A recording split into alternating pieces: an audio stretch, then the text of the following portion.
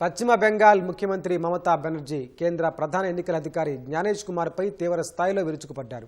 ఢిల్లీలోని ఎన్నికల సంఘం కార్యాలయంలో ఆయన్ను కలిసేందుకు వెళ్లగా అవమానించారని ఆరోపించారు. అందుకే సమావేశం మధ్యలోనే వచ్చామని చెప్పారు. ఈ తరహా సీఈసీని ఇప్పటివరకు చూడలేదని, ఆయన అహంకారిగా ఉన్నారని మమతా బెనర్జీ అన్నారు. పశ్చిమ బెంగాల్లో ఎస్ఐఆర్ ప్రక్రియ ద్వారా 58 లక్షల ఓట్లను తొలగించారని, కొంతమంది బతికే ఉన్నా వారి ఓట్లు మాత్రం తొలగించారని ఆరోపించారు. ఎన్నికలు జరగబోయే రాష్ట్రాల్లోనే ఎస్ఐఆర్ చేపట్టడం వెనుక ఆంతర్యం ఏంటని మమతా బెనర్జీ ప్రశ్నించారు. బీజేపీ అధికారంలో ఉన్న అసోంలో నిర్వహించకుండా తమిళనాడు, పశ్చిమ బెంగాల్లో చేపడుతున్నారని నిలదీశారు. ఎన్నికల సంఘం అధికారులు బీజేపీ డైరెక్షన్లో నడుస్తున్నారని మమతా బెనర్జీ ఆరోపించారు. మరోవైపు మమతా బెనర్జీ ఆరోపణలను ఈసీ అధికారులు తోసిపుచ్చారు.